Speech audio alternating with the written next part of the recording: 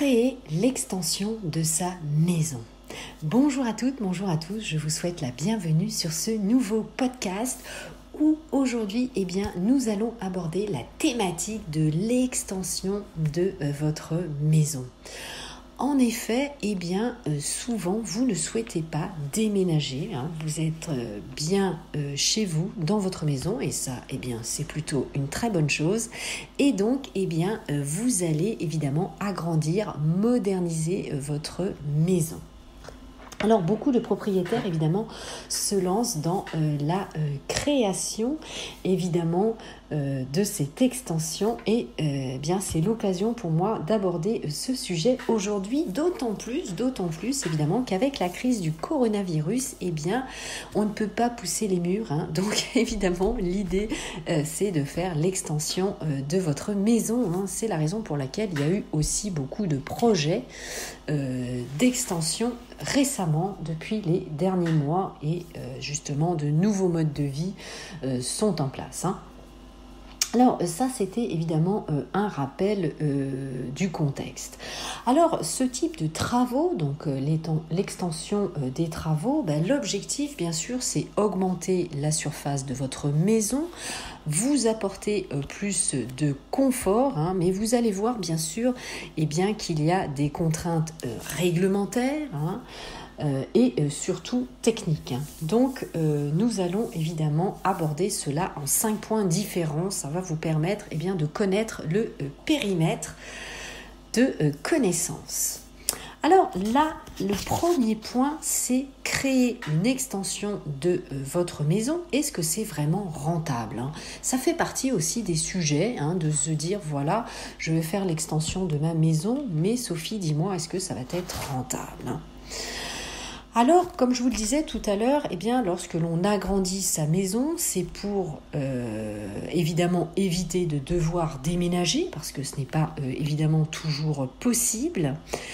Et vous ne souhaitez pas non plus toujours, au-delà de déménager, vous réinvestir dans des démarches, de faire des recherches pour retrouver une maison, etc., un nouveau quartier, de nouvelles écoles aussi, pour vos enfants, votre famille, etc. Donc ça peut avoir évidemment un impact important qui peut être assez évidemment lourd à mettre en place. Donc on va dire que c'est quand même plus facile, la rentabilité elle est plutôt d'origine logistique, on va dire. C'est beaucoup plus pratique de faire évidemment une extension de votre maison, de la rénover évidemment aussi, surtout lorsqu'on achète dans l'immobilier ancien, ça va avoir évidemment une double opportunité.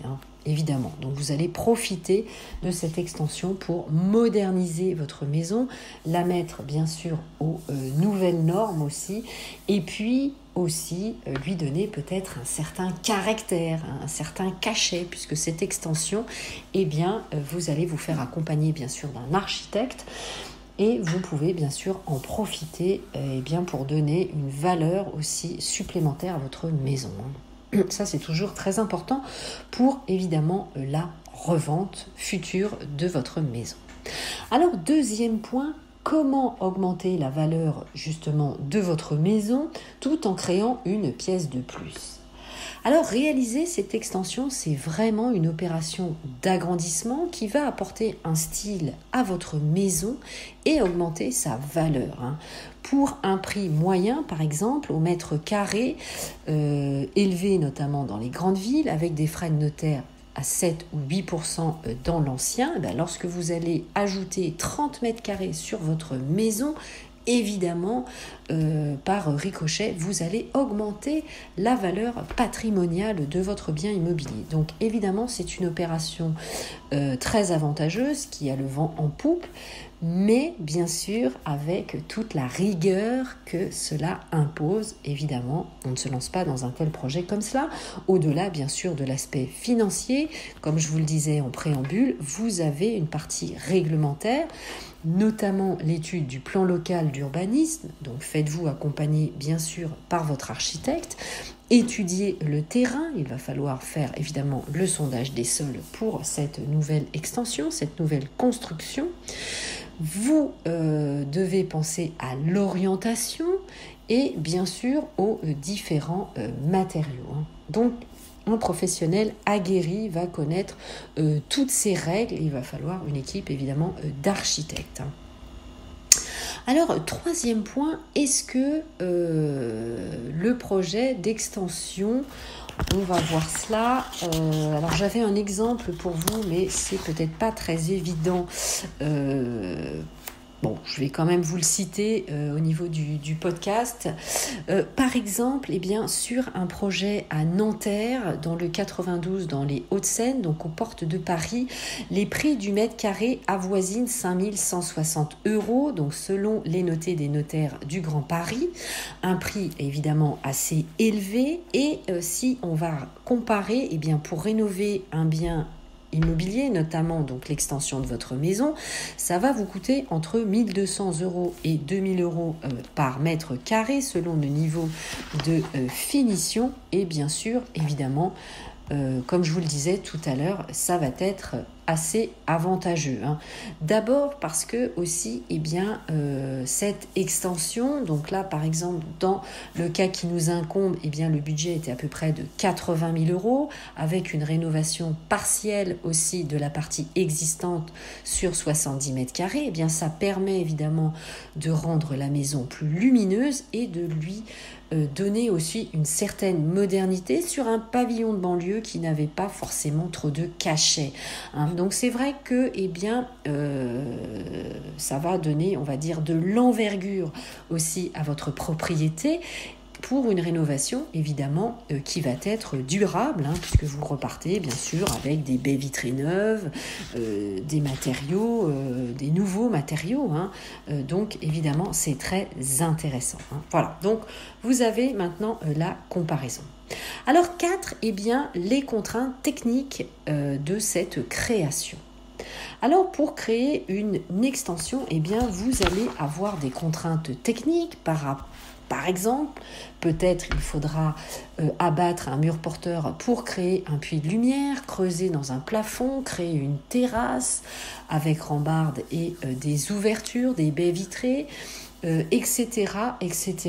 Donc évidemment, il est de bon ton aussi de rafraîchir, par exemple, d'en profiter pour rafraîchir les pièces d'eau, votre salle de bain, votre cuisine. Voilà, il faut repenser évidemment la totalité de votre maison et c'est pour ça qu'il faut évidemment vous faire accompagner par un architecte. De toutes les manières, il faudra obtenir un permis de construire, donc évidemment leur accompagnement, vous le savez, est très précieux. Parce que du coup, votre maison va être réagencée, redistribuée, modernisée. Voilà, donc c'est le but. Alors, comme je vous le disais, vous aurez évidemment un permis de construire. Certains architectes d'abord aussi peuvent suivre votre chantier où vous allez prendre évidemment un courtier en travaux. Pourquoi pas? Donc, plusieurs solutions évidemment sont à votre portée. Alors, 5e point, est-ce qu'il faut un permis de construire pour créer une extension? Alors, tout dépend de la zone, évidemment, de l'emprise au sol ou de la surface de plancher que vous allez créer. Donc, dans les zones urbaines soumises à un PLU, donc à un plan local d'urbanisme, c'est obligatoire dès 40 mètres carrés d'extension. Toutefois, dans ces mêmes zones, si la surface de plancher ou d'emprise au sol est supérieure à 150 mètres carrés, l'obtention d'un permis de construire est obligatoire, ainsi que le recours à un architecte pour 20 mètres carrés, évidemment, d'extension. Dans les autres zones, donc non couvertes par un PLU, une déclaration préalable suffira pour le service de l'urbanisme de la mairie jusqu'à 20 mètres carrés d'extension. Et l'obtention d'un permis de construire est obligatoire pour toute extension plus grande. Voilà, donc vous savez tout, évidemment, vous avez toutes les clés maintenant pour comprendre et moderniser votre maison sans déménager. C'était tout pour ce podcast. Je vous remercie de m'avoir suivi jusqu'au bout. N'hésitez pas bien sûr à me suivre sur les différents réseaux sociaux, mon groupe Facebook Investir en immobilier, l'immobilier au féminin, mes comptes Instagram, mon compte TikTok, bien sûr, ma chaîne YouTube.